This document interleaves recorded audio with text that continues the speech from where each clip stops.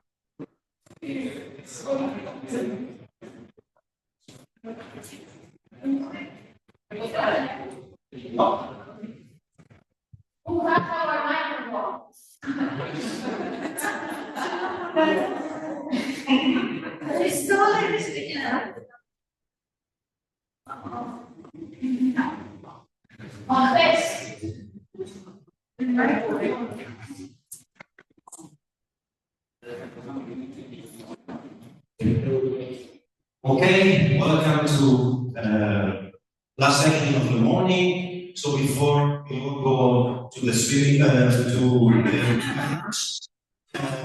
let's hear about warm molecular gas from Pedro Henrique Cezar.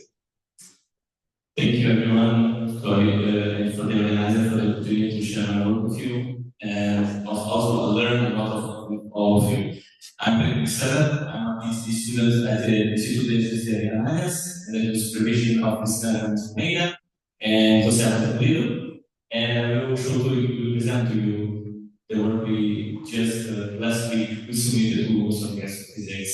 So this is a kind of presentation for you all. I just want to emphasize in the first slide the energy that is produced in the central regions of our AGNs needs to couple interact with the ISM of the galaxy to produce, to actually have some impact on the galaxy. And this ISM is not only one ionized, it's actually multi-phase. So the energy that is produced in the central regions need to couple with this gas in order to produce impact in the sense of just looking for the warmer, and as gas not enough, we need to look for atomic or gas.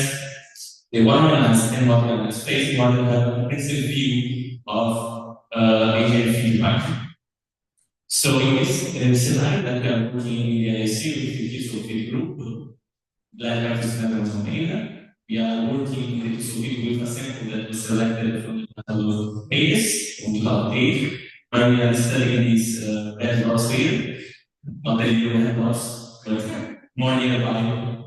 There are types of phases with loss between 10 to 45 and 10 to 46x, but they are close enough to this part of this road. So with this sample, we are aiming to study first to characterize the outflows in different gas phases in the infrared, in the optical, and in the subtlety wavelengths. So there is some works here from our group. So we first characterize the outflows, and after we try to correlate these outflows with galaxy properties, for example, with consideration of JWST, with the features, with simple populations, we did this in the optical, just a few examples of the kind of work that work is doing. And we are doing with data from different observatories around the world. I would highlight insulated with PLA and ALMA, and also with JWST space telescope in the infrared. In particular, I am working with the telescope analysis in the infrared. So the results that I will present to you today is for 6 of the questions of the BSUB sample. that present the multi-phase activation lines. So we are trying to do characterization multi-phase characterization. And as you can see, they have quite different morphologies. This is conjective, this is global. Most of them are actually mergers, just this one, not the apparent not. The others are mergers. And actually, they also expand the ranges of redshift and Boltzmann are quite similar to the Fischer work we just looked. And this is how they look like in the keyboard. So we observe these galaxies with 10.4 meter distance of analysis with the instrument EMIR in the keyboard, with only spectroscopy, and what they look like quite nicely. On the top, we have the nearest quasar and the farthest away in the bottom. And there's a lot of diversity of emission lines with these spectrums. But what I would like to highlight is that in the keyboard, we can actually characterize the different phases. So we can characterize with partial alpha and partial gamma, we can characterize them as gas. We can also characterize the high-ionized gas, as was said yesterday by London and November Taylor. The Zihuagn emission line is actually the second brightest after partial alpha on this spectrum of this craters, and actually it's quite nice. We really need a very hard continuum to step. And also we have a lot of features from the more molecular gas that have molecular gas that have temperatures higher than 1000 Kelvin. So we have to recognize, look for outflows, look for signals of outflows in all these distinct phases with the K5 spectrum. So first we need to measure the emission lines. I showed the example of carbon gamma and silicon-6. For this particular object, we use the multi-option component thinking. We did the narrow components that we consider to be related to the rotation, and broad components for the necessary include the broad components to the ionized phase. And in some cases, it was necessary also to include the intermediate component between the two with mass.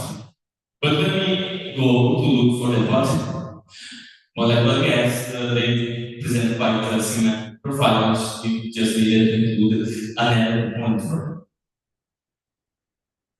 So talking about a bit of the dynamics that we found in the analysis and global lines.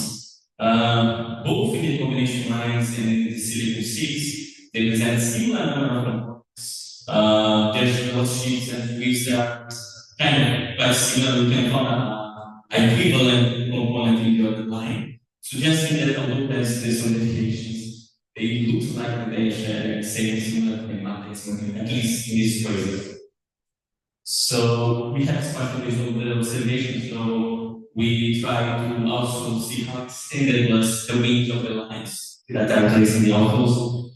And actually we also found quite similar results in both combination lines and silicon-6. Because usually a little bit slightly more compact, but it's really average because there is some hundred of passes just. So combining that we have found similar kinematics for both combination lines and high-ionized gas, at least for these 6 quasars, similar kinematics in the extension, we suggest that at least for these quasars, it looks like they are facing the same outputs. So we went a little bit deeper. We derived the equation for obtaining the mass of the outflow in the silicon-6 we put online. And thank you to Matteo to introduce the class model, like that. And actually here I got the mass in the outflow in the high-ionized phase, and the mass in the outflow in the ionized phase that is visited by the hydrogen. So what we found is that in general, the mass of the outflow is the bulk of the mass in the outflow is around 5.5 times the mass in the silicon-6. So in this sense, we can constrain the fraction. So how much of the mass in the outflow easy in the high-ionisation space. Is a tentative of founding this.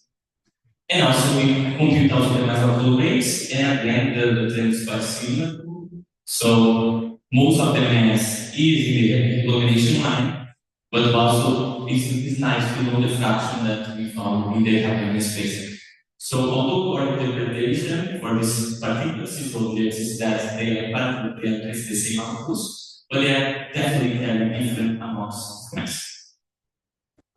So another discussion here that's important is about the mass of the rays. We use the tensor electric basis for the or mass of the rays that I show here. This is for the condition S.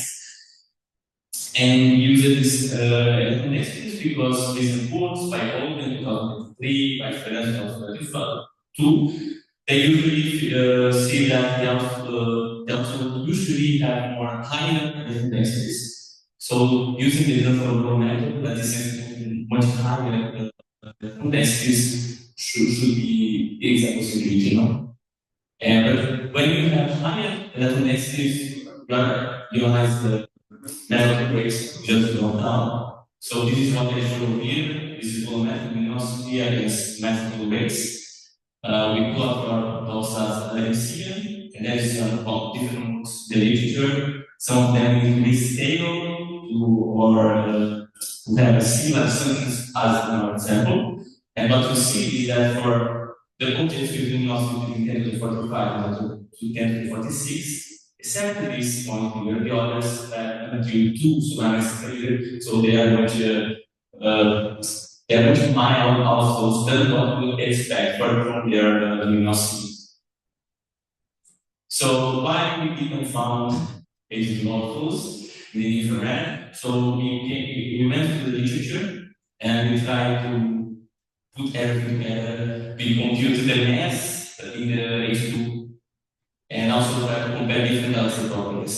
So in the literature, with our objects, there is 7 crazy type of quasars that don't have infrared outflows detected, and other 4 that presented the infrared So, but the only parameter that we found that distinguished between them was the mass in the little region. The mass in the little region. So, for the crystals that is detected infrared explosives, they have masses in the region that is almost 3 times more than in the quasar that we detect. So this shows that the infrared explosives in quasars are going to be found in galaxies with more massive reservoir. And this can be 2 reasons. One is if you have much more massive in the center, then you figure that the wings, the jets can impact and trigger these explosives, or if it's simpler, explosives are easier to detect if you have more mass in the center.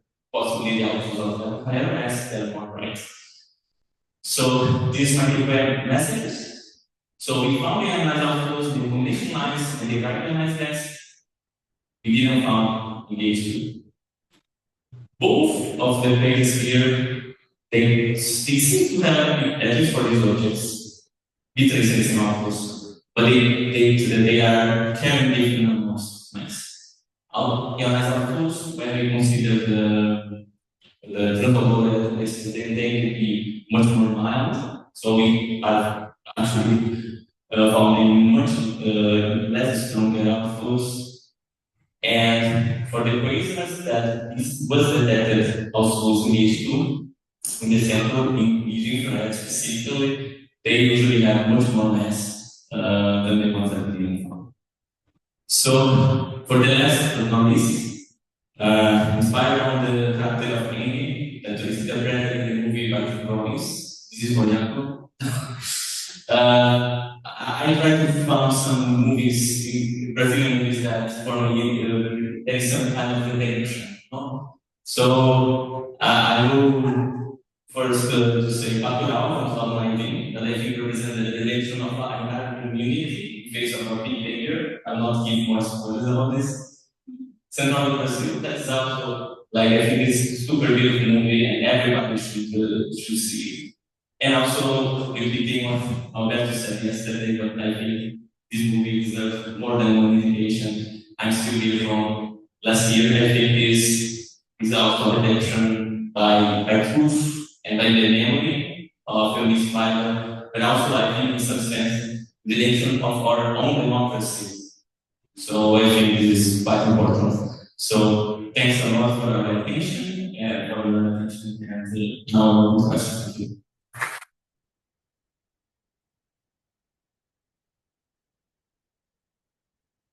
Yes.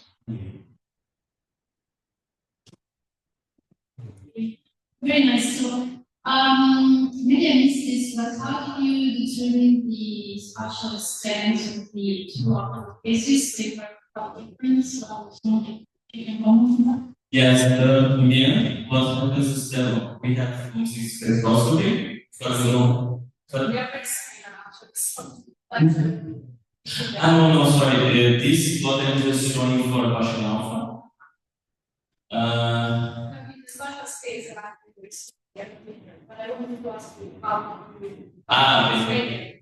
No, yeah, because what happens is that we had no, I feel would be much better, but we don't see spectroscopics to have some dimension. So we trace different ones. We took the ones that was mostly covered by the emission, the component, and we trace it then spatially. We remove the continuum, and then we make this radical file here. This is the radical file, and then we have the scene, because we have also data work for the stars, and then we compare if they were more extended, we decompose and to take the video. Of course, they are not super extended to the same. It's what we can do. Yeah. Thank you. I remember we have another example. It was the right. You say that there is no output. We have evidence of still output. No, yeah, perfect. I tried to be very clear that we didn't found these plots in different. Because maybe some of these objects actually are these objects and they really have all more process. So this is the More questions? I do have a small one. Then the previous slide. Okay, on the other one. And this, yes, this one. So, how confident are of those three profiles? I mean, are they statistically significant? You need all of the these particular for all the right count. So yeah. Well, you see that the broad component here actually doesn't tell us the foods, but yeah, it's required. And it's not that evident like here in the silicon 6, for example, although it's blended. But yeah, in this particular object, it's not contributing that much.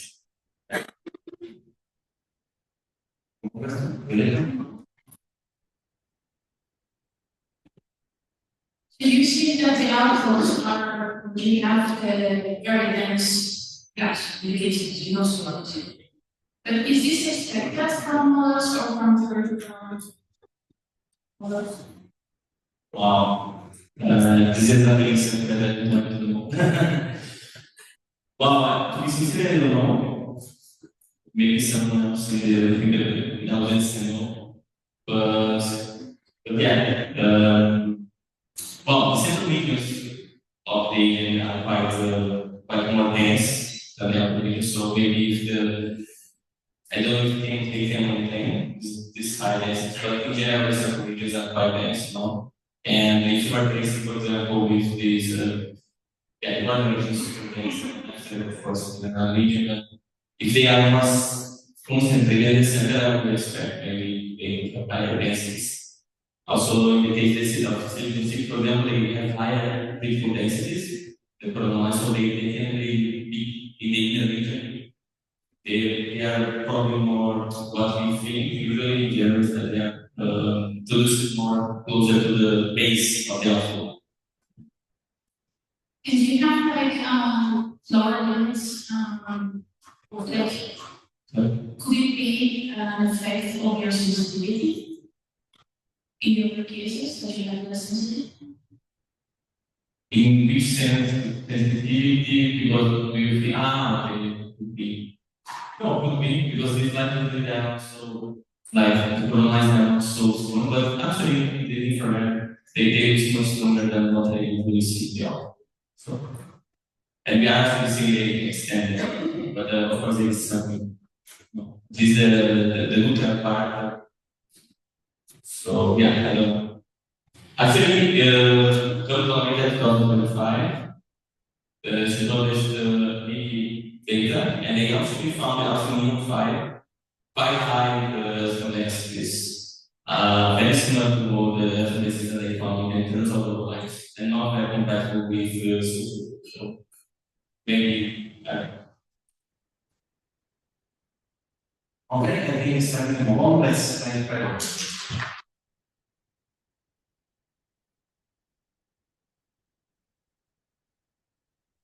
Okay, now we have Enrica Bellocchi with ultra-fast outflows in the neurolysis. Okay, good morning everyone. First of all, I would like to thank the organizer for giving me the opportunity to present my work today in this amazing place. So I'm going to show you the result we obtained with the instrument MEGARA IFU. For the Galaxy NLSy1 IRAS17020+4544, which was the X-ray UFO. So everybody knows the importance of the outflow in the AGN feedback. And you know there is that correlation between the black hole mass and the stellar velocity dispersion. And as already described nicely by Maria and our previous talk, we know that this correlation implies a tight coupling between the nuclear region of the black hole and the large scale galaxy. And outflow seems to provide the connection between these two different scales, since they can carry out mass and energy up to larger scales. As we know, outflow can be multi-phase. We have high-ionized outflow, which are basically traced by X-ray absorption lines. Ionized outflow, traced by the oxygen-free entropy lines. Neoplatonic and molecular outflow, as traced by the H1 and CO or H2 lines, shown by Pedro.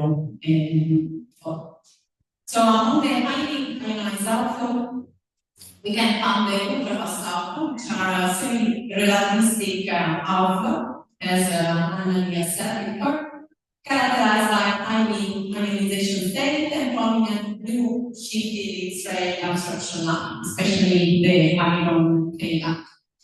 So we want to answer the following question, like what are the mechanisms responsible for natural ultra-fast outflow? Are the different gas phases connected? And moreover, how does the nuclear X-ray emission can transfer its energy up to the space? So, in order to understand that, we need to understand, as I said, how the energy is transferred from the nuclear scale to the space. So, in this figure on the right, is a model proposed by Maura in 2012, in which he tries to understand how the energy will be propagated up to the space. So you can imagine you have an ultra-fast X-ray outflow traveling at supersonic velocity, which interacts with the interstellar medium in short processes. So, according to this model, a reverse and forward shocks form separated by contact discontinuity, here in the top panel and bottom panel. And depending on the cooling time of the shock, we can have two different cases. On the top, you can see the so-called momentum-driven case, in which you can see the formation of large shocks that cools and become isothermal. So the energy can be transferred to larger scale. And in this case, the cooling time is very fast with respect to the dynamical time. In the second case, at the bottom, we have the energy-driven design, in which, as you can see, is the nano shock disappear and becomes very wide. And thanks to an elevator expansion, we are able to transfer energy up to larger scales. So this is the definition of the momentum rate, which is the mass outflow rate with the velocity of the alpha. And in the energy-driven outflow regime, we need a momentum booster, which is proportional to the ratio of the velocity of the ultramass alpha and the ionized molecular phase we are considering. So this expansion is mainly driven by this momentum boost. And in the energy-driven regime, we know that basically the cooling time is very far away from the dynamical time. Our targets are NLSy Zihuagn, positive and ultravast alpha, as in asking Maura and also in yesterday. We know that these are galaxy beta alpha and lines, H beta can be a maximum 200,000 km/s, strong X-ray variability, and small level masses in the range between 10 to the 6 up to 10 to the 8 solar masses, and high pressure rates. So these last two properties seem to suggest that these galaxies are in the young phase of evolution, the AGN evolution. So what we know about NLSy Zihuagn from Stephan, we not much. So I'm going to show you the case of these very interesting complex galaxies, IRAS17020, which multi-one campaign has been done in the last years. So the first result they came from the X-ray spectrum, Analia 2015, and stratified the multi-component wind in the X-ray spectrum. This is our object, and here in red is a foreground star. And after that, they try to characterize the molecular phase using the single Fischer observation with the large millimeter telescope, and they find a fast molecular alpha, fitted with a variable component. Thanks to these results, they found that the molecular phase seems to follow the energy conserving regime that previously described. So a momentum boost is needed in order to explain such an increment of the momentum rate of the ionized phase. After that, they characterize the systemic and non-unique component using Neumann, the interferometer observation. On the top, you can see the characterization of the molecular emission of the systemic component. In the work by Seyfert in 2021, they found also the presence of a companion, which is not observed in the optical images. And at the bottom, you can see the characterization of the molecular alpha traced by the C1 emission. And if you focus on this figure, you can see the channel X-ray emission at the bottom, the CO systemic contour of the galaxy they contain, and then the blue are the contours that trace the process the receiving molecular alpha. Thanks to the interferometer of this data, they were able to derive the size of the molecular gas, molecular alpha, which is about 2.8 kiloparsec. So they confirm again the presence of the energy conserving regime of the molecular and resolve the alpha. So within the framework of the MEGARA project, we stand for continuous nature of from stuff and analyze the optical subkinetic analysis, and we want to that ionized gas phase of the outflow using MEGARA data. For those who are not confident with MEGARA, MEGARA is a multi-spectrograph in Grand telescope de Canada. The other is with the Pallas, which is an integrating unit is this place in the region covered by Unveiling and covers a period of about 12 seconds square. So we get data in a different resolution mode. The resolution, we have 6,000 resolution. In the medium resolution, we can reach 12,000. So thanks to the combination of these data, we will be able to characterize the dynamic space, analyze different emission lines. In particular, this is we apply multi-component fit in order to characterize the systemic and fluid component. On the right, you will see the integrated spectrum taken in the region for this setup, which specifically characterized in the RL setup. We can obtain the HF and the lines, sulfur 2 and also oxygen 1 lines. This is an example of the component fit in which system, an intermediate line region, and the broad component which identify the outflow.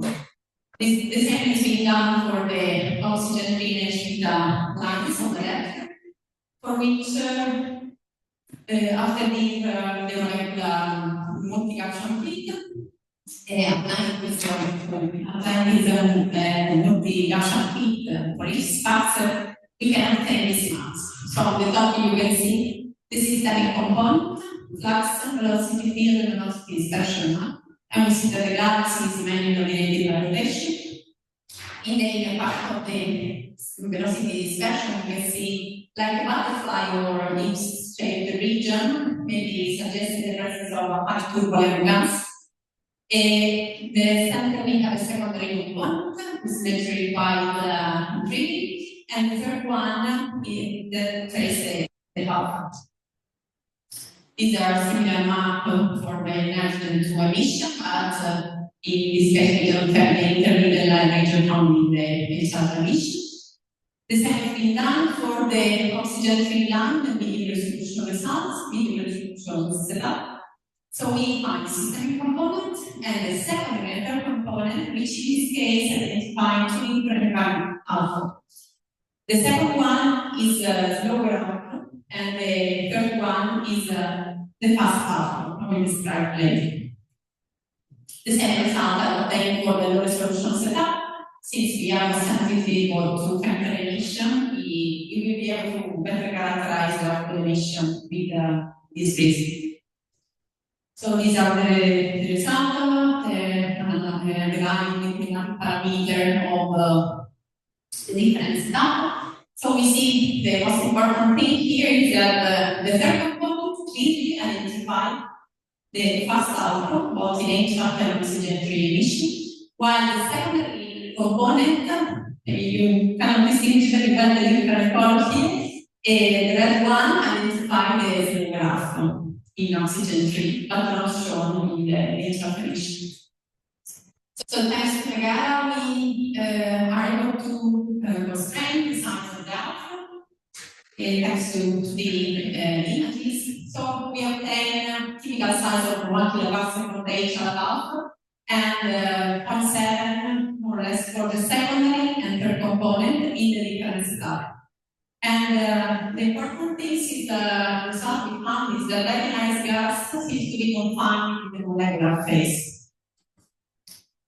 We consider a typical equation in order to derive the outflow parameters, and we put them all together in order to characterize the H-alpha emission as a rate of about 15, and also the fast oxygen-free outflow, the oxygen low resolution setup about 7.6 mass outflow rate.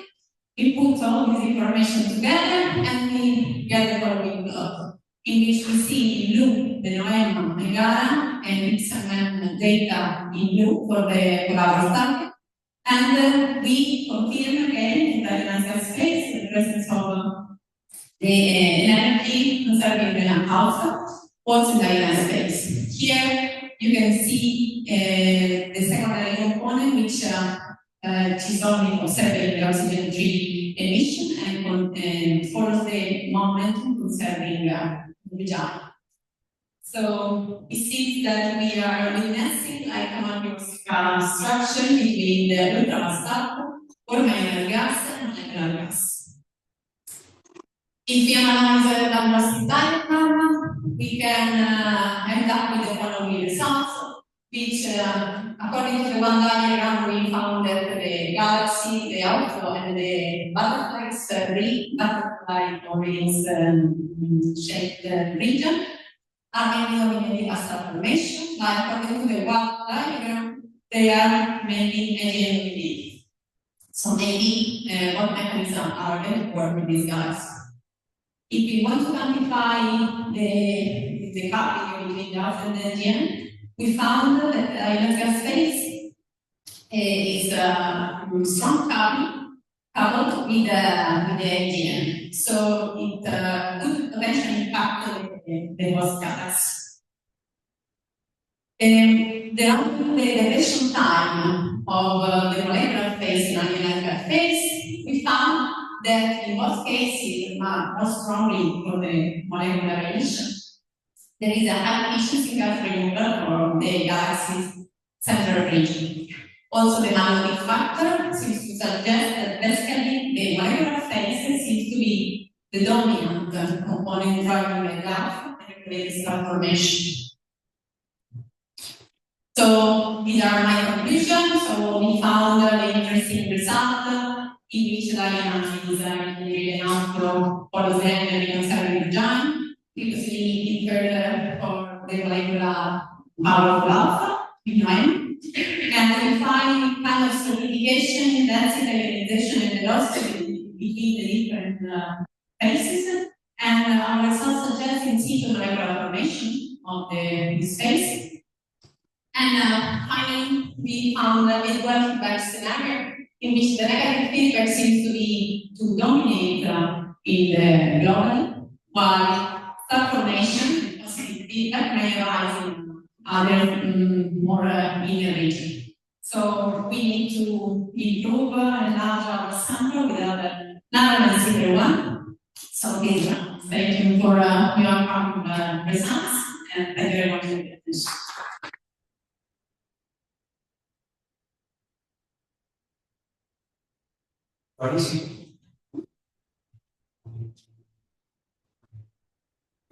Hey, thanks for your talk. I really appreciated seeing multi-component analysis of the kinetics in the show. Could you talk about how you determine, how you get them into second and third components? So your maps, could you go back to your O3 maps where you had all of your different kinematics? This one.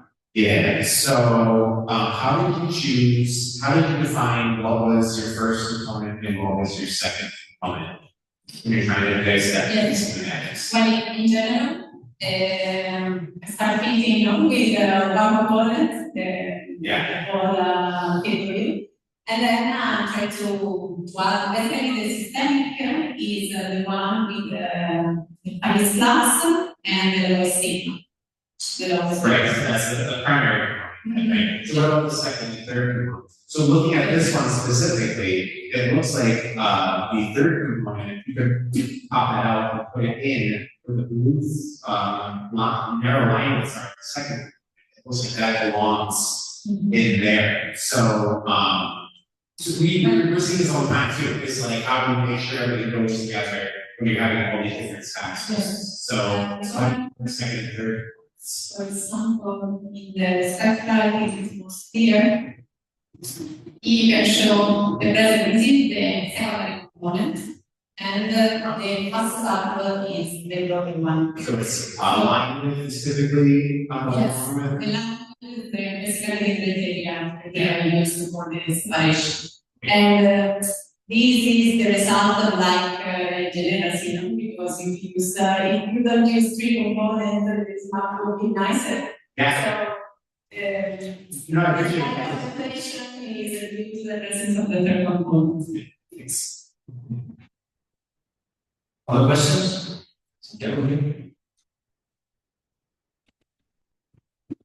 Thank you, very nice talk. I was wondering how do you conclude that molecular outflow indicates that there is in situ formation because the ionized gas outflow is contained in the molecular outflow.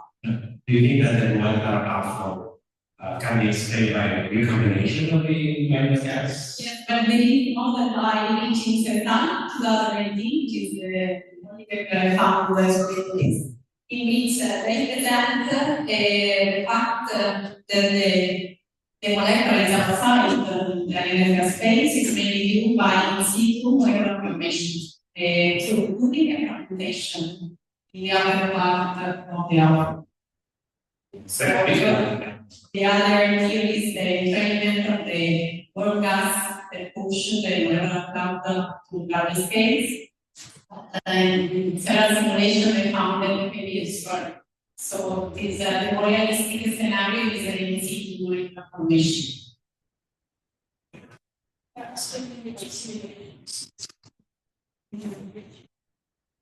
There are other simulations that say that you do not destroy molecular clouds. And it is pushing. You do not destroy.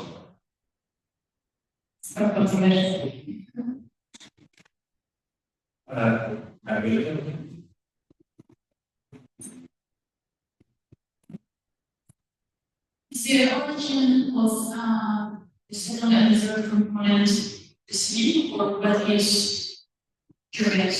Well, it's quite complicated to say what is the answer, but it seems like I'm thinking about like solidification, so maybe the oxygen-free, the faster outflow, and the secondary one, they can be close in geometry, or I cannot detect or say when they are exactly. But I expect to find oxygen-free emission in less dense ambient. So I don't know. I don't know how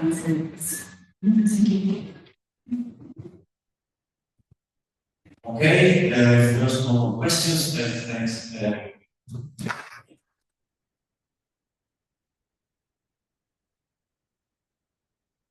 What is the number of each of the outflows? To under 5 by Thank you.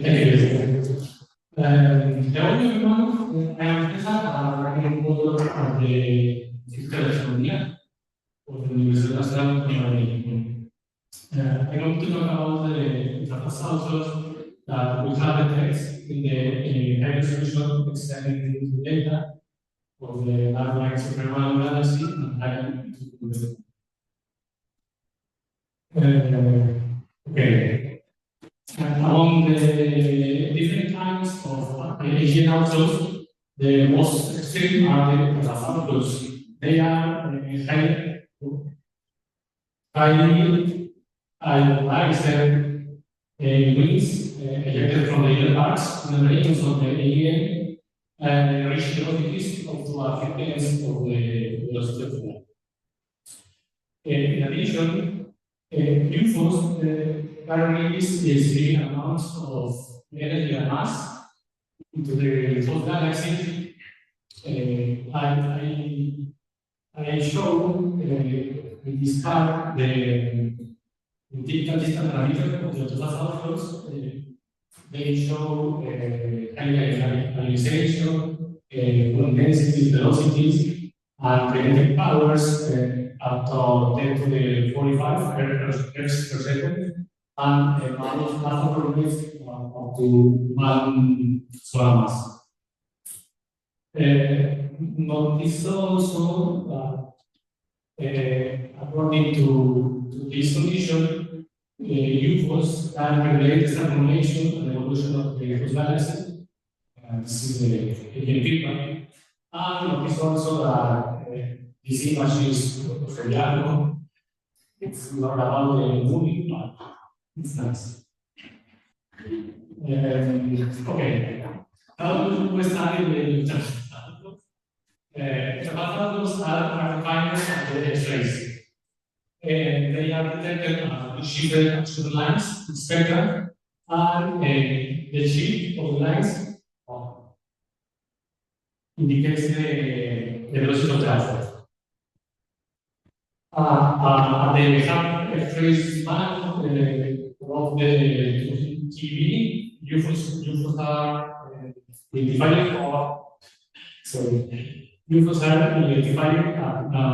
as shifted iron 25 and 26 first lines between 7 and 10 kV.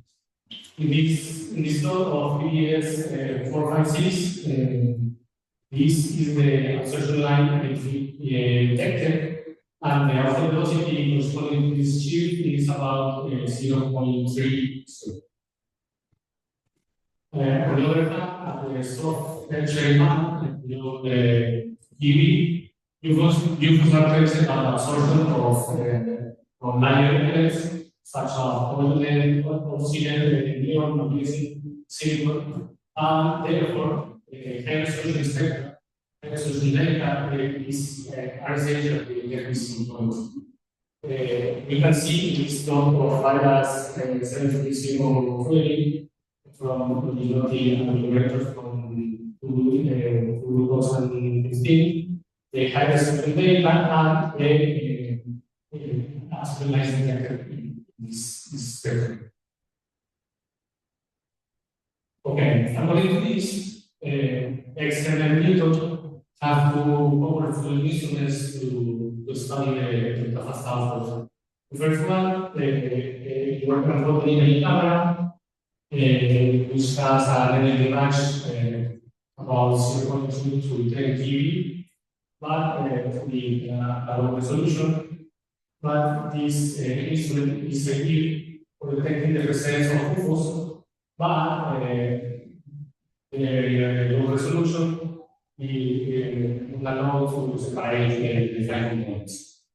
The second one is the reflection rate spectrometer, which has an energy range of 1 between 0.2 to 2 kV with better resolution. And this instrument is ideal for detecting narrow lines and also allows for more detailed diagnostics of the ionization of the gas. Okay. What about the Markarian 205? This is a nearby galaxy, a redshift of 0.0708, hosting a supermassive black holes of around 2 times the 8 mass, a voltage luminosity of around 7 times the 44 second, and integration about 0.03. And also, why Markarian 205? Because galaxies and galaxies are ideal for the study of ultrasonics because of the strong and surfaceless emission. And also, Markarian 205 has a reported UFO by Special Operators in 2010. But they detected UFO with the low resolution data of XMM-Newton. Here we can see the observations that they study, and they detect the UFO in this intervention, the first one, and the line corresponding to UFO is this point in the spectrum. Okay, so what's our objective? We our objective is to analyze the high resolution XMM-Newton data of 1.5 and search for the sense of outflows in the spectrum. For this, we have 4 observations, one of them from 2000 and different observations from 2006. In this table, I show the observational parameters, the X-ray, the observation data, and the photon index and flux in the 0.2 to 10 key hours. And in this plot on the left, you can see the spectrum of this whole observation. The black points correspond to the observation from 2000, and the blue, the red and green correspond to the three observations from 2006. Okay, we started the interference spectra from 2006 in order to maximize the series rate. We can do this because the spectral shape and the flux of the spectra don't have relevant issues. So we analyzed two spectra, one from 2000, XMM-Newton, and the static spectrum of 2006, XMM-2006. Okay. For reading or studying, we search for the absorption lines in the stop band between 7 to 57 outflows. We first model the spectra, the baseline model, consisting only of the photon continuum, and then we have R9, Gaussian line with negative intensity, and we started the range. We compute the energy square variations from the JWST model, and we obtain a list. Here I show the lines we detect from the 2 sigma threshold, the observation lambda intensity, and the delta C values. According to these results, we find that the data shows that additional absorption is there. So we, in order to see the spectra with a physical integrated model, we use the optimization code space of chromal and operators from 2003. The space has two parameters for the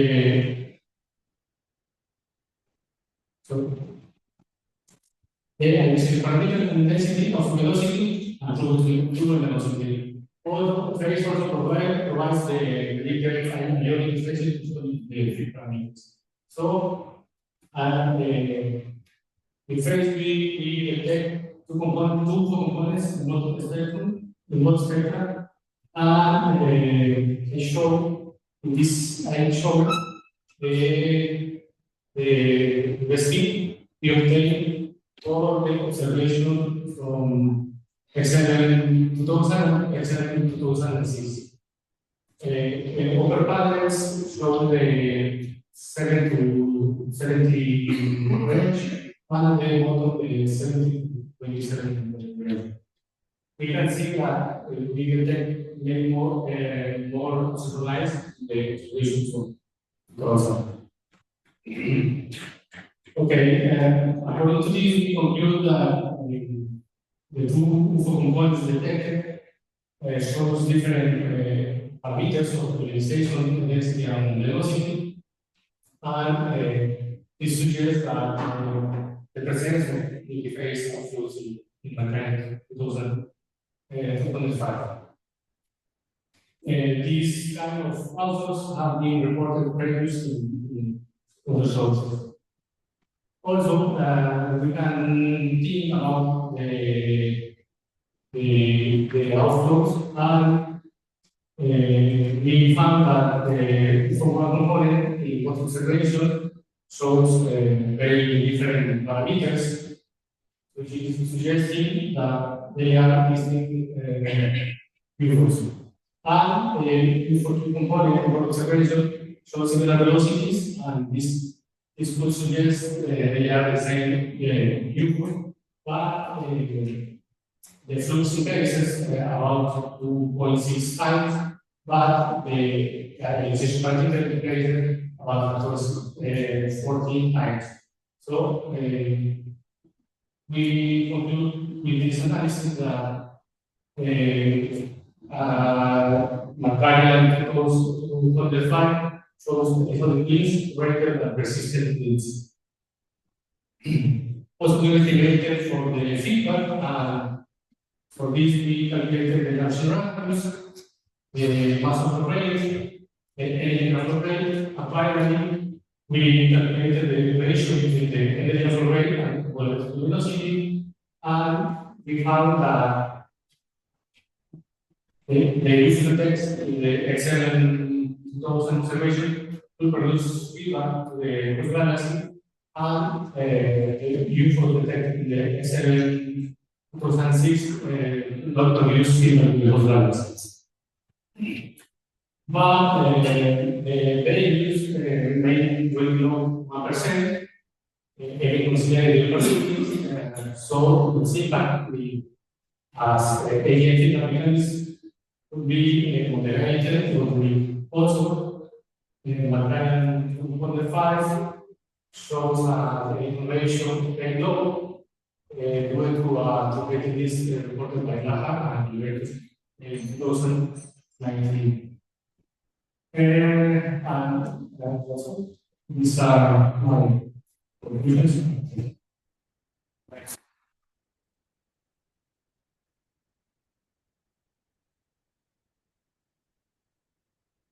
Questions? Do you plan to sort of like this is a case of a big example, so like a follow up with infrared rock instrument? Not with another evidence, but we need observation X-rays to obtain more robust conclusions about the evolution of the we don't see about the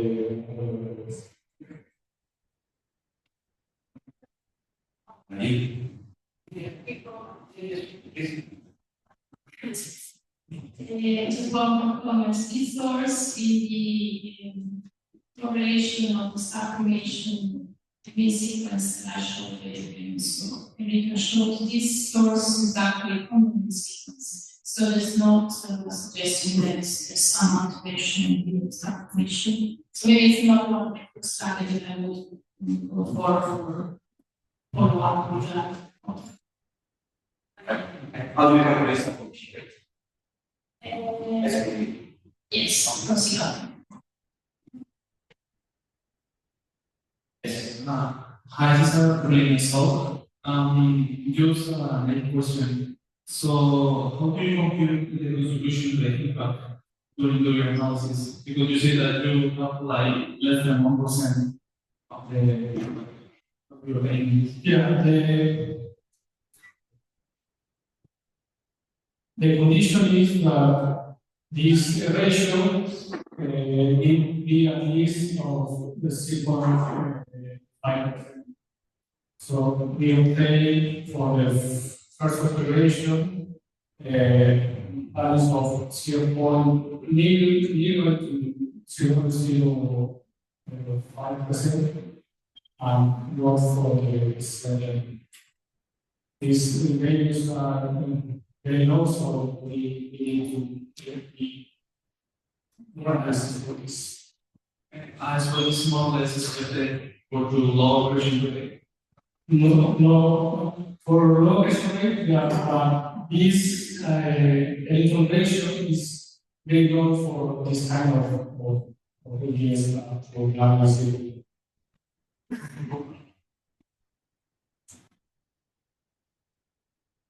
Another question? No, let's consider again.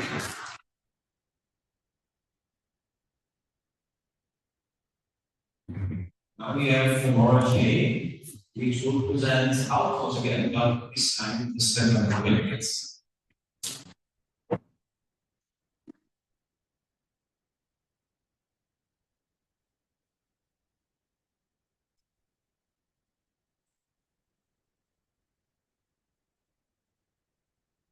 Hi everyone, my name is Maura. I'm a graduate student at Georgia State University working with MEGARA. And today I'm going to tell you all about Stephan's Quintet, and specifically the AGN outflows and how they interact with the Galactic outflows. So to introduce you to the group, Stephan's Quintet is a compact group of galaxies. It was the first one to be observed. And it's composed of primarily 3 galaxies that are together in a three-dimensional space. We have 7317, 7318A, and 7319. These are all near to each other in three-dimensional space and are interacting. 7320 down here is a foreground galaxy. And 7319 is going to be a star that shows that this is our AGN. The final galaxy in this group is NLSy 7318B. It's moving through the group at a relative velocity of about 1,000 kilometers per second. And as it is moving through the group, it's kind of drawing along this bridge of gas in between 7319 and 7318B. And as it's moving through the group, it's also potentially creating this bridge of shocked gas. Alright, so in this system, I'm not only interested in the outputs. There are 3 types of motion I'm trying to look for here. The first is pretty straightforward. We have the rotational motion of the galaxy, namely 7319.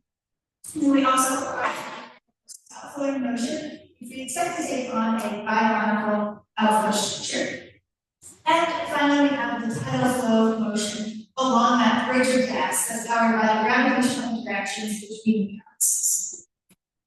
So the goal of my project is just to try to disentangle these 3 types of motion, figure out where they may overlap, so we can better understand how AGN feedback process works when we have multiple galaxies interacting. Okay, so for my data, I'm primarily using long-slit spectra with the Cosmos instrument at National Observatory out in Mexico. And to observe the group, I started with 2 main observations along the major axis of NLSy 7319 and then the minor axis as well. And conveniently, the minor axis of 7319 allows us to capture the nucleus of 7318B as well. The next observation took us along the outflowing axis of the narrow line region. Here on the right, I show a continuum subtractive H alpha image greater than HST data. And you can see here the structure of the H alpha emission kind of leads us towards the structure of outflows, and this is how we choose our supposition for this final outflow list. Now, earlier I pointed out to you the bridge of gas, and we kind of captured the bridge a little bit in one slip, but I want to make sure we fully observed it. So I went back and kind of just stacked up a lot of the long-slit spectra to create a pseudo-IID observation of this region. Okay, so now that I have my data, I can discuss the methods a little. Primarily, we are fitting a mission-lines course for our ionized schematics. I use the Bayesian evidence analysis tool developed by Fischer. And we were focused primarily on putting the H alpha into region. We are fitting multiple components to each of these lines. So this example on the right is showing a 2-component fit. You can see the orange and the pink to result in our net. And this multiple component analysis is really critical for this research so that we can separate out all the multiple different types of motion that we expect to see in the system. So after the gas kinematics, I also want to take a look at the stellar kinematics. So I use the NLSy crystal fitting function, or PDXF, to fit some stellar absorption features. And I fit the calcium-2 triplet, the sodium lines, and the MEGARA lines. You can see an example fit right here. I ended up mostly focusing on the central calcium triplet line because it ended up being the strongest line. And with PDXF, we chose to use stellar templates that we also observed in the cosmos so that we have the same resolution. The next step in my analysis was to then create a biochemical outflow model of the narrow region. So to do this, I began by developing an initial set of parameters just based off of the initial H alpha emission here, and then also the kinematic points we found from our exclusive beat. I ended up generating about 250,000 biochemical models to begin with, and then ran a optimization code that determined the best biochemical model out of these 250,000 models. This code was developed by Juliet Alcott, who was speaking here today. And essentially it just tries to minimize the total area of the biome, so not overfitting anything, while maximizing the number of kinematic points that fall into this biome area. So you can see the resulting biome right over here, centered on the H emission, and the darker regions of the cone are those that fall in front of the galactic plane, whereas the lighter shaded regions are obscured by the galactic disk. So this is a little easier to visualize in 3D. So here you can see that because of the angle of our icon, we're getting some very high amplitude pollution in the south and some lower amplitude pollution in the north. And if we kind of rotate the background model a little here, the plane of the galaxy, the disk of the galaxy represented by this hatched region, you can see that a lot of our redshifted velocities, particularly in the south, will be completely obscured by the galactic disk. Whereas we might expect to see a little bit of redshifted velocities from our background in the north radiant region. So now we can kind of put together all the differences. So these are kinematic plots of our nuclear region. On the bottom, we have our offset centered on the nucleus of NGC-7319. And on the y-axis, we have our velocities. These are all in the rest rate of 7319. So the top plot is representative of the major axis, and the lower plot is representative of the minor axis. We are only here in about 13 arc regions, so we're only, standing up about this. So in these plots, the purple shaded region is representative of our biome, the 2D projection of our biome. So at any given position along our slit, we have a range of accepted velocities, depending on which part of the biome you might be looking at. Then in gray, we have that stellar rotation curve that I created from PDXF. And finally, the blue triangles and pink dots are the multi-component fits from Bayesian evidence analysis. And now we can finally start kind of separating out the rotation from the outflow from time. So in the pink, these are points that are primarily going to be classified as rotation. They fall near to this rate rotation curve, and also fit in other criteria such as having low focal patterns. And then in blue, these are our anticipated AGN outflows. Along the major axis here, we follow a really nice and neat turnover point. So as the AGN accelerated outflows get overruled by gravitational force of the galaxy and decelerate again, we get this turnover point, which the points very clearly follow along. On the axis, we don't get a severe turnover, and in fact, we start seeing some deviations from the biome starting at this 5%. Or instead of decelerating and flatten out, and they're outside our anticipated biome velocity. They're going faster than we expected. And so these points are now potentially going to be considered tidally powered. That's not just an AGN alpha. We are maybe starting to see some gravitational interactions from other galaxies as well. So to remind you, I also went in and stacked up a bunch of slits, and so now we're going to take a look at that result. The background here is the HST image. I'm going to pop some contours on there, and that's going to become the background and reference point for our image here. So we have 7319 up here at the top left. And you can see very nicely, we're going to get some outflows in the nuclear region. We are going to expect to see some of the tidal flows. We have bridge region here. Those are definitely too far away from the AGN outflows, so they're being classified as tidal flows. But where is the transition between? Where do we switch from AGN outflows to tidal flows? And is there potentially a regional overlap in between?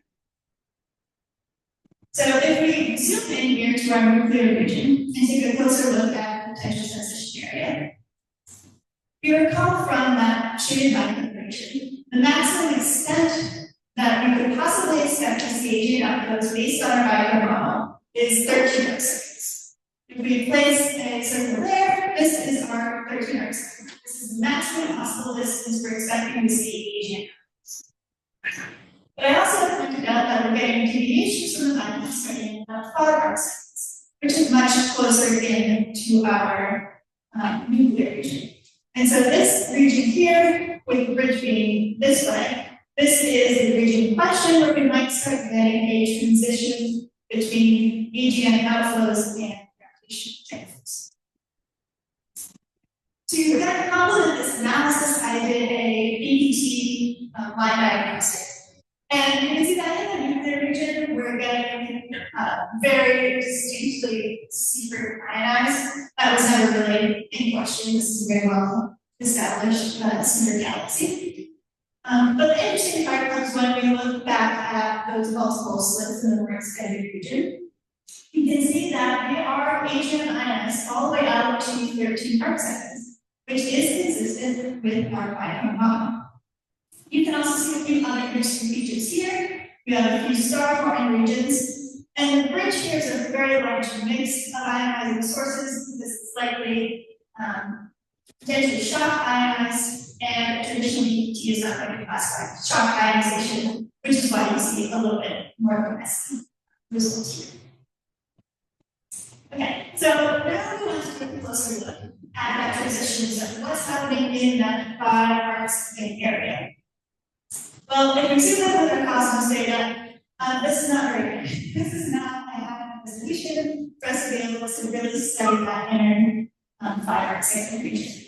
But luckily for us, we have JWST observations of this target. So with the JWST observations, I did a smaller 4 point, which is another high ionization line and roughly analogous to H alpha for us.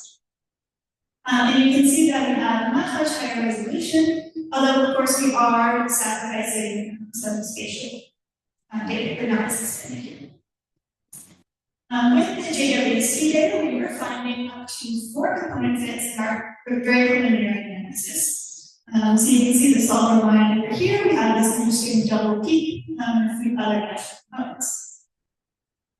So if we take a look at all 4 of these components, you can see we really get some very interesting details. We're resolving twice as many components as we did with the cosmos ground case data. We're also getting a significant amount of redshift velocities. So you can see I've sorted these components just a simple velocity sort, so most redshifted to most blue shifted on the right. And you can see here we're getting a significant amount of redshifted and both with north and south. So if you recall from the Biochem model, we expected low amplitude red shift in south and high amplitude red shift in north, which we are now seeing with JWST. With that IR wavelengths, we are able to see through the dust, through the obscuration of the disk, and to the other side of the Biochem. So I decided to just do a quick check on how well the JWST is fitting my original Biochem for the cosmos data.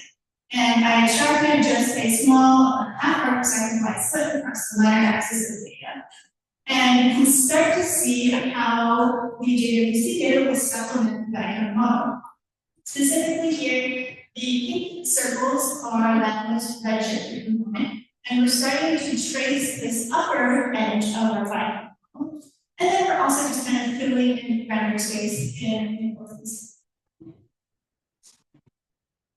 Okay, so to conclude, I was able to separate out rotation from the outflow pretty clearly. I generated the very first Biochem model of 7319 so that we could determine that the maximum outflow distance would be about 13 arcseconds, I'm finally going to give you a physical scale here. At 13 arcseconds is equivalent to 6.3 kiloparsecs. It was a little bit of an imposter. We are not comparing kiloparsecs, we are multi-kiloparsecs. And the line ratio analysis kind of confirmed that we see AGN ionized gas out to that distance of 13 arcseconds. And that we, with that deviation from the background at 5 arcseconds, we're maybe starting to see this transition from AGN out from the tidal flow in that 5 to 13 arcseconds. And my future work with JWST will involve doing more multi-phase analysis with looking at the molecular gas and ionized gas with the H2 and H.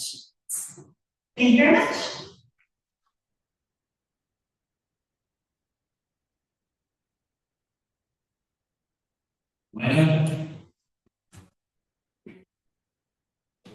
Very nice talk. My question is about the James Webb data. How did you deal with the BSF? Because in one of the images it looks like there is some artifacts of the BSF. Maybe I know.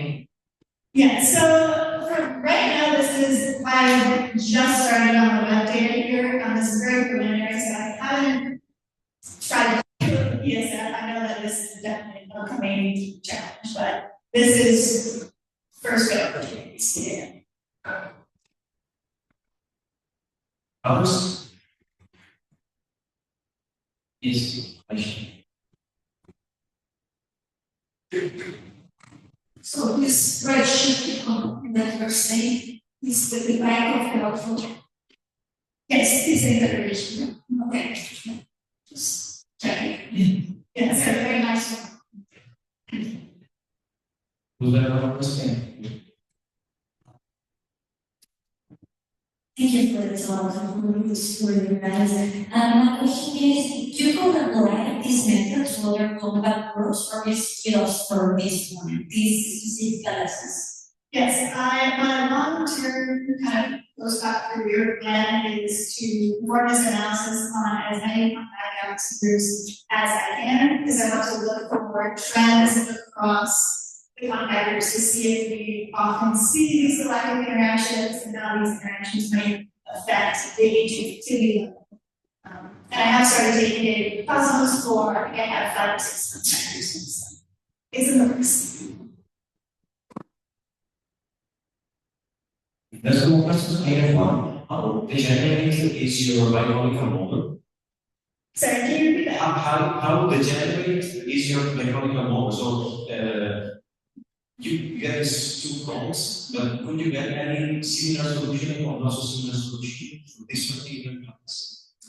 Yes, great question. That's actually something I'm right now to get kind of a good error bar on these binomial parameters. There is definitely a range, especially in some of the parameters more so than others. So for something like the turnover radius, you can see that this binomial model turned a little sooner than our data necessarily is. You can get a couple arcsecond shift in the turnover, but something like the inclination or the position angle is pretty well defined by the emission that we see. There's not much wiggle room in there, so it really is dependent on the parameter. If not, let's explore.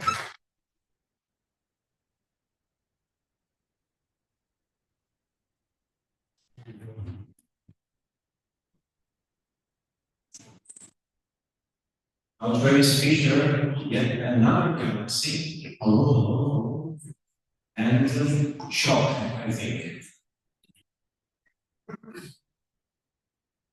Thanks. No.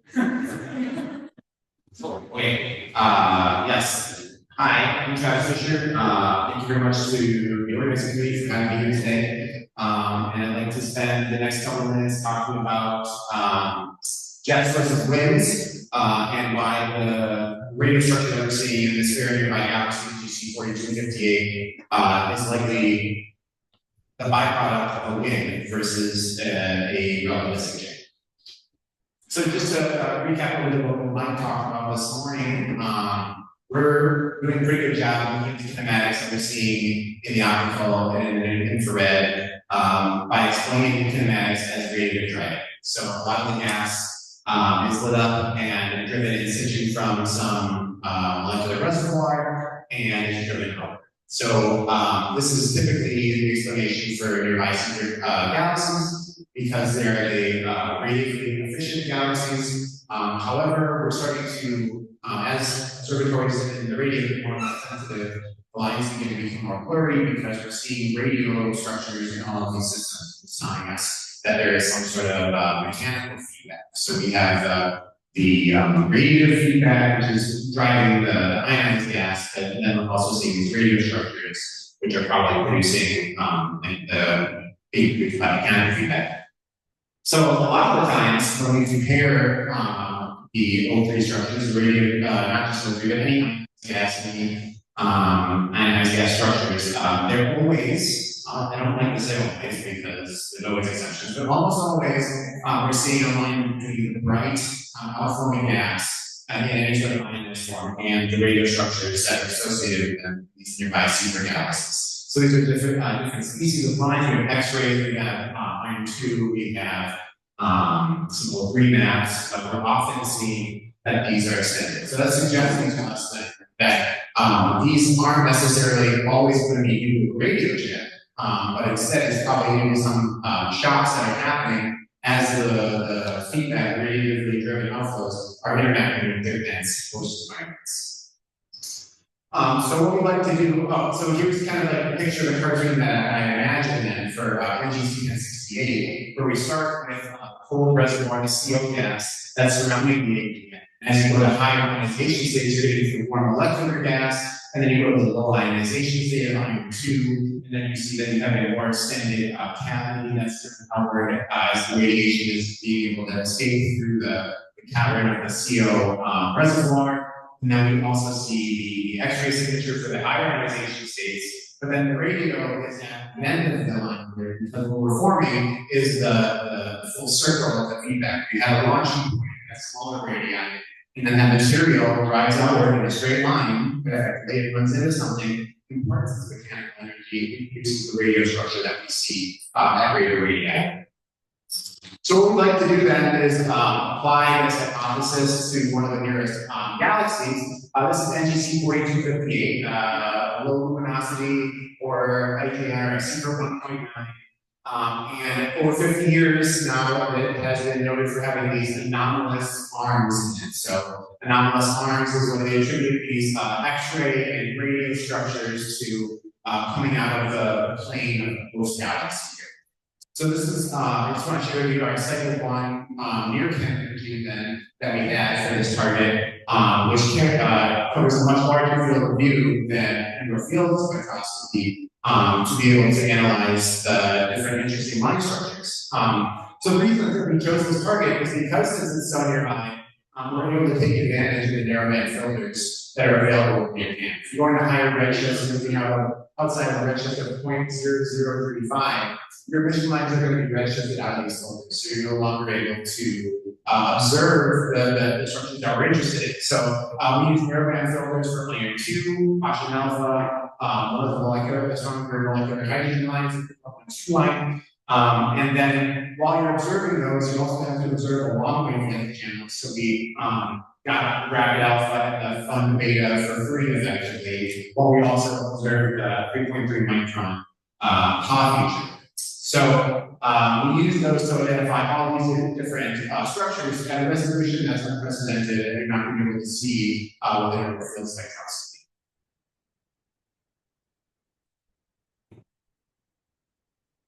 So this is the first set of images that we want to share, and this is comparing the PAH structure to bracket alpha. And what's really light on this screen is the radio contours, the anomalous arms that we're also seeing in this system. And immediately you can see that there's a non-correlation between where the radio arms are and then where we're looking at tracers for star formation. Okay, so there are, if we look at very faint levels, there is a little bit of hydrogen along where the radio arms are, but we can mostly see that it's concentrated along where the stellar emission is, which you can also trace in the ultraviolet.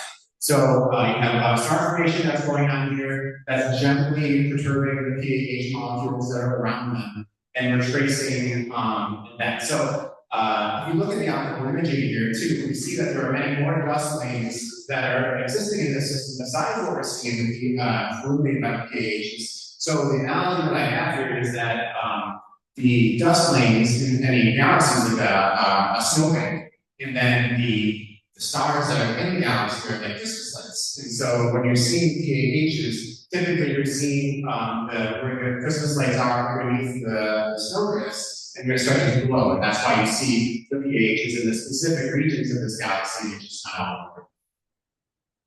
And then if you do a comparison between molecular hydrogen and iron 2, it is pretty faint in here. But what this shows that we have in our paper is that the structure of the iron 2 and the molecular hydrogen match up really beautifully with where the radio emission is. And so we can use these two lines as shock tracers for what we're expecting to see happening in this system. So we majority of the morphology in the radio is traced by molecular hydrogen, and when you're seeing molecular hydrogen in the environment, you're usually generating that emission through low velocity shocks, these continuous shocks, sweep shocks, where the velocities are around less than 100 kilometers per second. Separately, we see that iron 2 is not as distributed. It's isolated locally in 3 main regions. Where we have around the nucleus itself, and then we have 2 islands of iron 2 emission that are at the peaks of where the radio structure is. This is suggesting to us that the shocks that are happening here are a little bit higher velocity, something on the order of 300 kilometers per second.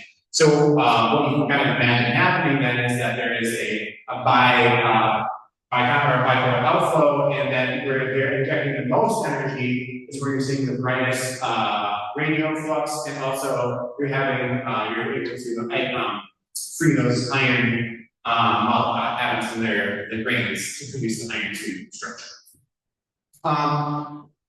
We can also follow up. This is some really awesome independent work by Fernandez that just came out last month. I used Tidal. So this can show it's a wide, huge IFU that they map here the H alpha gas and marked where the iron 2 and the molecular hydrogen are still from the previous images, and we can see that yes, the H alpha gas is right along these regions. And that the gas here is outflowing. This is on the order of like 200, 250 kilometers per second maximum projected. I don't know what the projected velocities would necessarily be.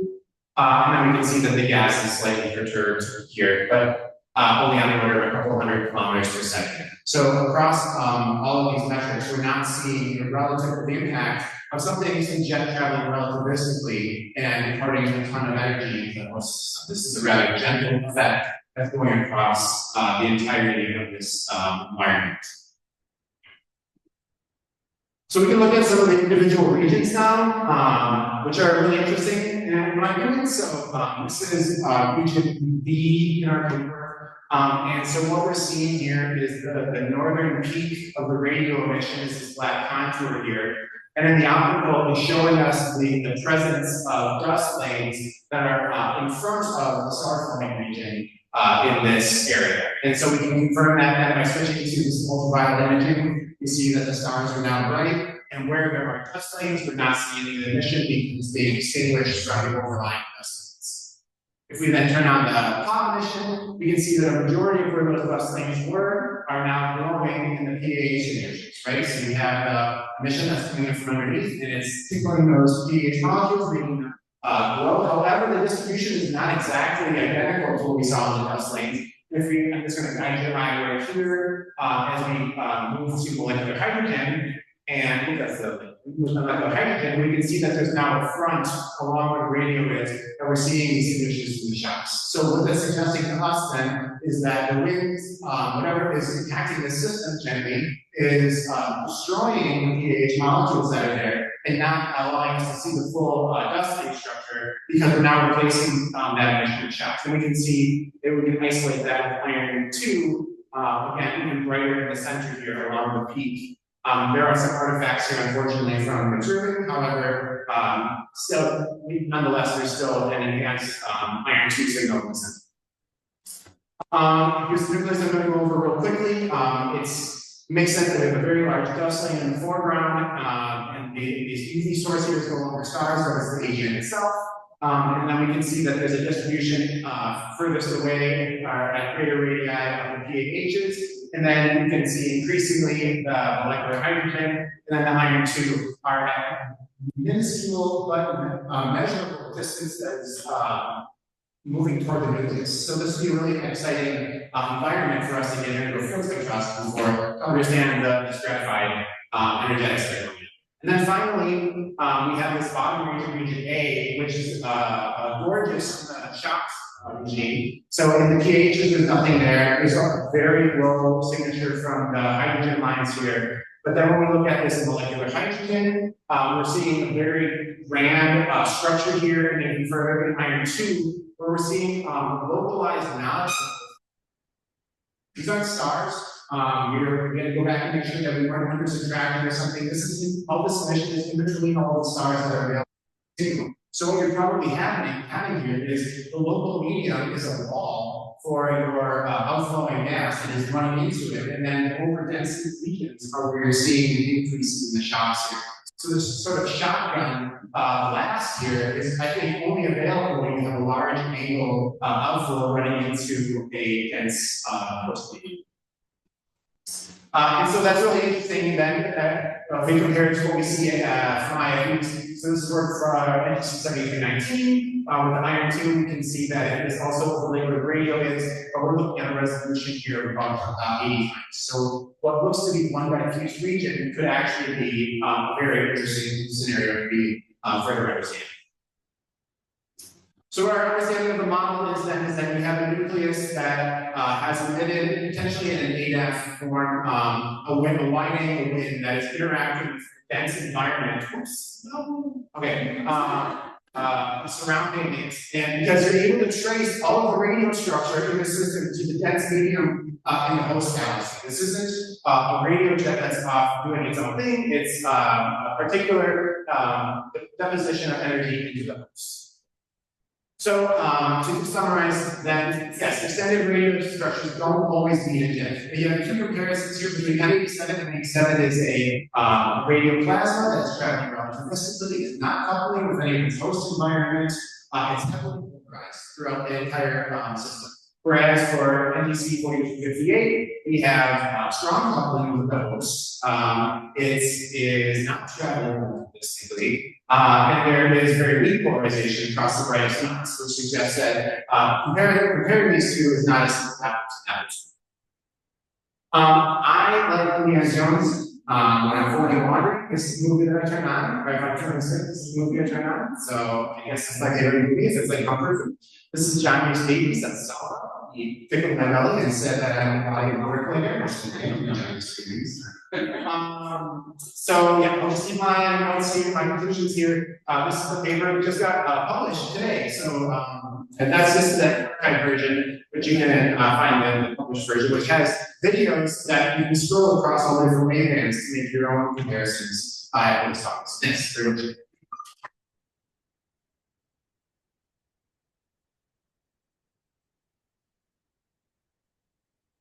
Any questions for the last?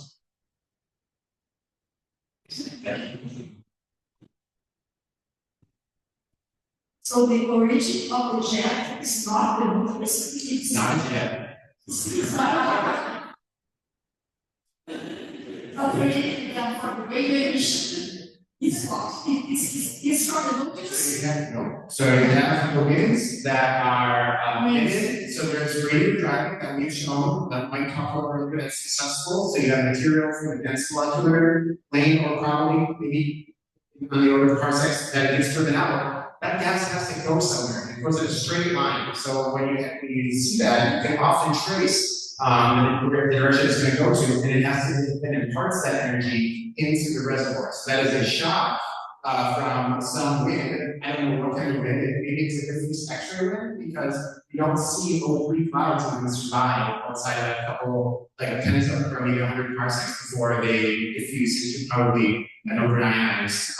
So that then is traveling outward, it runs into that outer region, and then you're creating cosmic rays in the shocks, and that travels along the magnetic field lines, which produces the synchrotron footprint.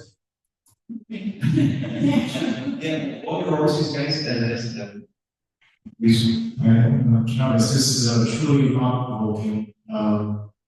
So I've been sitting here for several days thinking, is there some diagnostic we can extract that can tell us quantitatively the relative contribution of kinetic versus rate of feedback? Right. So I think I was just talking with Tyson about this morning, in that so the metric that we want to maybe use in a survey is iron 2. However, there is work that shows that there is an into the star formation. However, as we pointed out earlier, if they're in line with, it can tell us a lot about whether this is due to shocks versus step propagation. So if the line with map is broader, that would suggest that there's a turbulent deposition of energy. So as you can see in that work for 1719, where iron 2 is, you see an enhanced 4.5 mass. So if that, if you see a large bright and then disturbed iron 2, that would suggest to me that there is a negative feedback process created. There was a question coming. Sorry. So normally, star formation also produces radio. It's the famous fire radio formation. So listening to your talk, the idea that popped in my mind is that this galaxy should have extra radio, right? Because this is radio not extra. Yeah, it's not radio not associated with star formation, so the excess of star formation. So perhaps by comparing the star formation radio to radio, we can provide an excess. It can be used as an indicator of this extra kick due to mechanical field. That's right. So we, and there's several papers that we're trying to understand the radio, maybe when it's less resolved. And we do come up with an H-alpha measurement to kind of come up with star formation rate, and therefore what a supernova rate might be when the radio is producing. And often we're seeing that the radio is in excess of this supernova. First, of course, Yeah, very nice. Traces. Maybe this is basic. These shock tracers. Are these shock tracers? Do these shock tracers need a definition shock tracers? If you have that definition, can we derive shock properties all from those lines? I mean, so it's difficult because as you get closer to the nucleus, you're going to have more photonization being a dominant effect. So, for example, I showed the next progression of engine sequence 68, the iron 2 is very bright down there. That's because we have a roaring AGN at the same time. So at greater distances, you can see the iron 2, but you don't need one or the other. It's just, I think you're going to be seeing them going hand in hand. So targets that you have bright extended iron 2, I would presume, also have a bright extended, or an extended radio source.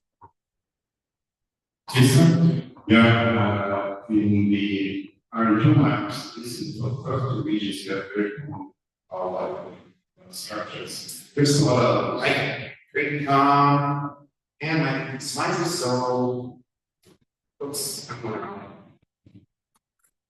Okay, so, Conrad's pointing out 2 points here. I'm just going to show the second one. There is a bow shock that's going on right down here. That's present in H2, and it's present in iron 2. And you can also see it in H alpha. So they are really interesting. We're not really sure what they are. So Patrick Vogel, who was a previous paper, said that these were hotspots for radio jets. So that there was maybe a very, very small range, because you're also seeing a radio excess at that point as well. But it's not necessarily clear to me what those are. And so it would be great to get some spectra of those specific regions to understand the energetics specifically that are going to. We look at, we have H alpha imaging recently No, sorry. And we have the Passion alpha bracket alpha imaging, and the flux differs from what the H alpha imaging was like 20 years ago. So that just suggests that it's cooling rather rapidly. So that it's not like an ongoing process necessarily, but we haven't spent too much time looking into that specifically. Yes. So can you clarify the wind power? So we can't quantify it in this instance per se because there isn't a lot of wind coming out of it right now for the luminosity AGN. So it is potentially like a previously launched wind that could be doing it. So I think we'd be more successful looking at Seyfert's or this AGN where this process is going on. And then we've done this. So there's a paper by Crystal and Smith in 2020 that compares a bunch of 22 gigahertz radio structures for vast AGN. And she finds that winds are much more reliable in producing the observed radio flux than what is required from the power of a jet that's measuring. So there are several calculations. There's another workout that's recently being published by Andy Sargent that does a similar analysis of the LDA for NX3. So I suggest you look at it.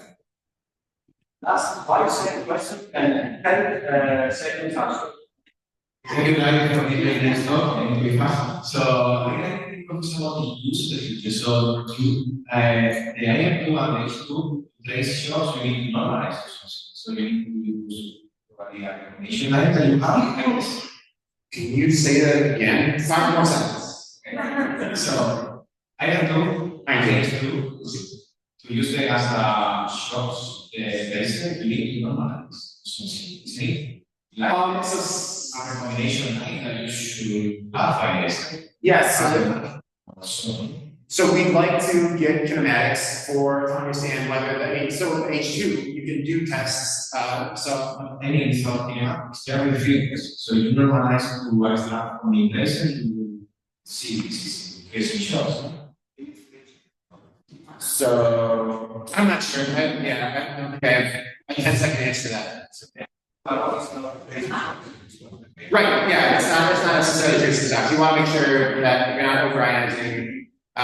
Yes, there are other observations that we could start with this to confirm that. I think you have to discuss a little. Sorry, thanks everybody for your questions.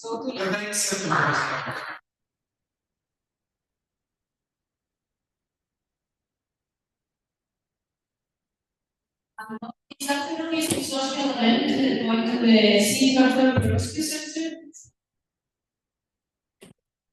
Or stop screen, see the web page again at the very end.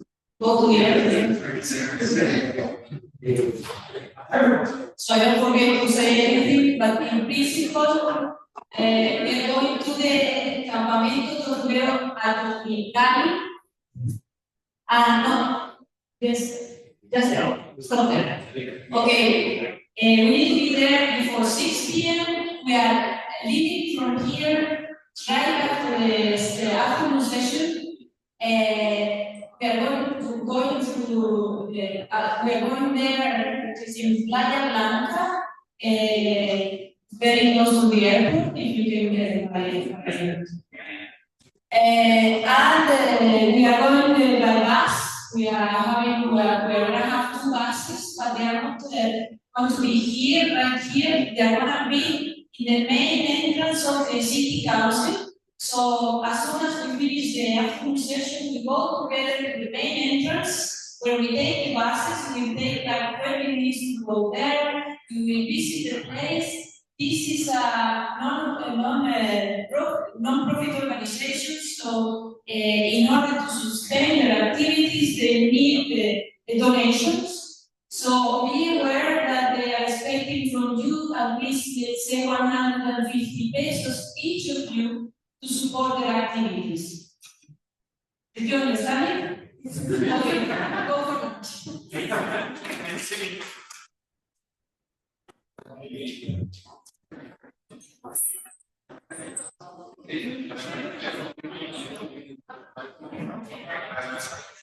Thank you.